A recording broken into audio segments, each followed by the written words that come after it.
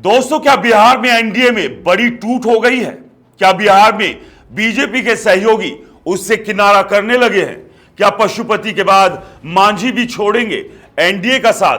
क्या है नीतीश कुमार की 100 से ज्यादा सीटों की मांग की रणनीति? और अगर नीतीश को सीट बंटवारे में कम सीटें मिली तो क्या वो इंडिया गठबंधन का दामन थामेंगे? और सबसे बड़ा सवाल, क्या बिहार में इस बार बीजेपी की राह में अपनों ने ही कांटे बिछा दिए हैं? दोस्तों, सभी सवालों के एक एक कर जवाब मैं आपको दूंगा। बस आपसे निवेदन है, वीडियो को अंत तक जरूर देखें और ज्यादा से ज्यादा शेयर करें। दोस्तों, बिहार की सियासत में एक बार फिर उथल पुथल मची है। विधानसभा चुनाव 2025 की उल्टी गिनती शुरू हो चुकी है और इस बीच राष्ट्रीय लोक जनशक्ति पार्टी के प्रमुख पशुपति कुमार पारस ने एनडीए से नाता तोड़कर सियासी विस्फोट कर दिया है। यह खबर सिर्फ एक गठबंधन टूटने की नहीं, बल्कि बिहार के दलित वोट बैंक की नई दिशा और सत्ता के समीकरणों को बदलने की कहानी है। आइए इस पूरी घटनाक्रम को तथ्य और विश्लेषण और बिहार की जमीनी हकीकत के साथ समझते हैं।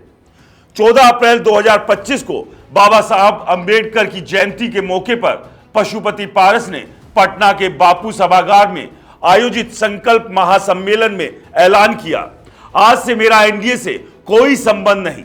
यह घोषणा सिर्फ एक राजनीतिक बयान नहीं, बल्कि बिहार की सियासत में एक बड़े बदलाव का संकेत है। पशुपति पारस, जो रामविलास पासवान के छोटे भाई और चिराग पासवान के चाचा है, ने एनडीए पर दलित विरोधी नीतियों और अपनी पार्टी के साथ अन्याय का आरोप लगाया। उनके बयान के प्रमुख बिंदु थे 2014 से वफादारी फिर भी उपेक्षा। पारस ने कहा कि 2014 से उनकी पार्टी एनडीए की वफादार सहयोगी रही, लेकिन 2024 के लोकसभा चुनाव में उनकी पार्टी को एक भी सीट नहीं दी गई। दलित पार्टी की अनदेखी। उन्होंने एनडीए पर आरोप लगाया कि उनकी पार्टी को दलितों की आवाज उठाने वाली पार्टी होने के कारण नजरअंदाज किया गया। 5 पांडव की अनदेखी। पारस ने शिकायत की कि बीजेपी और जेडीयू के नेताओं ने एनडीए की बैठकों में बिहार के 5 पांडव की बात की, लेकिन उनकी पार्टी का नाम तक नहीं लिया गया। भविष्य की रणनीति। पारस ने कहा कि उनकी पार्टी बिहार की सभी 243 विधानसभा सीटों पर संगठन को मजबूत करेगी और उस संगठन के साथ जाएगी जो उन्हें उचित सम्मान देगा।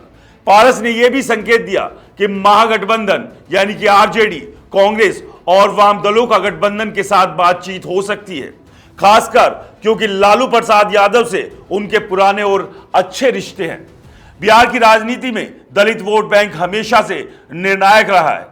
दोस्तों, राज्य की आबादी लगभग 19.65% अनुसूचित जाति यानी कि एससी समुदाय से आता है, जिसमें पासवान समुदाय लगभग 5.3% सबसे बड़ा है। रामविलास पासवान ने अपनी लोक जनशक्ति पार्टी के जरिए पासवान समुदाय को एकजुट किया था और उनकी मौत के बाद यह वोट बैंक चिराग पासवान और पशुपति पारस के बीच बंट गया। पारस का एनडीए छोड़ना और दलित वोट बैंक पर दावा करना एक सोचा समझा कदम है। उनके इस फैसले के पीछे कई कारण हैं। पहला, लोकसभा चुनाव में अपमान। 2024 के लोकसभा चुनाव में बीजेपी ने पशुपति पारस की पार्टी को एक भी सीट नहीं दी, जबकि चिराग पासवान की एलजेपी को 5 सीटें मिली, जिनमें सभी पर जीत हासिल हुई। दूसरा, चिराग पासवान का बढ़ता कद। चिराग की लोकप्रियता और केंद्र में मंत्री बनने के बाद पारस को लगा कि एनडीए में उनकी कोई जगह नहीं बची। तीसरा, दलितों का गुस्सा। पारस ने शराबबंदी कानून के तहत बिहार में लाखों दलितों की गिरफ्तारी का मुद्दा उठाया, जिसे उन्होंने नीतीश सरकार की दलित विरोधी नीति करार दिया। पारस अब बिहार के 243 विधानसभा क्षेत्रों में अपनी पार्टी की ताकत का आंकलन कर रहे हैं। उनका लक्ष्य है कि दलित वोटों को एकजुट कर वो महागठबंधन के साथ सौदेबाजी कर सके। चिराग पासवान, जो अब एनडीए के मजबूत सहयोगी है, ने अपने चाचा के इस कदम को ज्यादा तवज्जो नहीं दी। हालांकि जानकार मानते हैं कि पशुपति पारस का महागठबंधन में जाना चिराग के वोट बैंक में सेंध लगा सकता है, खासकर पासवान समुदाय में। पशुपति पारस का बाहर निकलना एनडीए के लिए सिर्फ एक शुरुआत हो सकता है। बिहार में एनडीए पहले ही आंतरिक तनाव से जूझ रहा है। पहला, नीतीश कुमार की सीएम फेज की मांग। नीतीश कुमार चाहते हैं कि बीजेपी जल्द से जल्द उन्हें एनडीए का सीएम चेहरा घोषित करे। उनके बेटे निशांत कुमार ने भी कहा कि नीतीश ही मुख्यमंत्री होंगे, लेकिन बीजेपी इस मुद्दे पर चुप्पी साधे हुए है और सम्राट चौधरी को आगे कर रही है। दूसरा, जीतन राम मांझी की मांग। हिंदुस्तान आवाम मोर्चा यानी कि हम के नेता जीतन राम मांझी 35 से 40 सीटों की मांग कर रहे हैं। अगर उन्हें कम सीटें मिली तो वो भी नाराज हो सकते हैं और वो भी किसी दूसरे रुख की तरफ मुड़ सकते हैं। तीसरा, चिराग पासवान की महत्वाकांक्षा। चिराग भी अधिक सीटों की मांग कर सकते हैं, खासकर लोकसभा में उनके 100% स्ट्राइक रेट के बाद।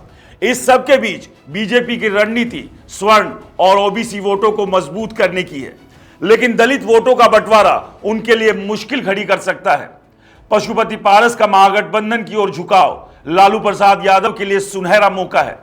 2020 के विधानसभा चुनाव में महागठबंधन 110 सीटें जीतकर बहुमत से सिर्फ 12 सीटें पीछे रह गया था। लालू इस बार कोई कसर नहीं छोड़ना चाहते, लेकिन साफ है बिहार के विधानसभा चुनाव से पहले ही वहां के रण में घमासान शुरू हो गया। और सबसे बड़ी बात यह है कि यह घमासान पक्ष और विपक्ष के बीच नहीं बल्कि एनडीए के भीतर ही चल रहा है। अभी पशुपति पारस ने एनडीए का साथ छोड़ा है, वहीं मांझी भी इसी तैयारी में है क्योंकि उन्होंने भी एक बड़े नंबर की मांग की है। तो वहीं नीतीश और पारस भी अपनी मांगों को लेकर कहीं ना कहीं बीजेपी के लिए मुश्किलें खड़ी करेगी। और इस सब के बीच देखना यह होगा कि बीजेपी का रुख क्या रहता है, किस तरह से वो अपने सहयोगियों को मनाने में कामयाब होगी। तो दोस्तों, आपको क्या लगता है, क्या एनडीए में टूट की जो शुरुआत है वो आगे और ज्यादा बढ़ेगी? और इस सब के बीच मांझी, नीतीश और चिराग का रुख क्या रहेगा? क्या 2025 के विधानसभा चुनाव से पहले बिहार में एनडीए पूरी तरह से टूट जाएगा? आपकी क्या राय है, हमें कमेंट्स कर जरूर बताएं। और दोस्तों, रिपोर्टर जी चैनल को अगर आपने सब्सक्राइब नहीं किया है तो चैनल को सब्सक्राइब करना ना भूलें। नमस्कार।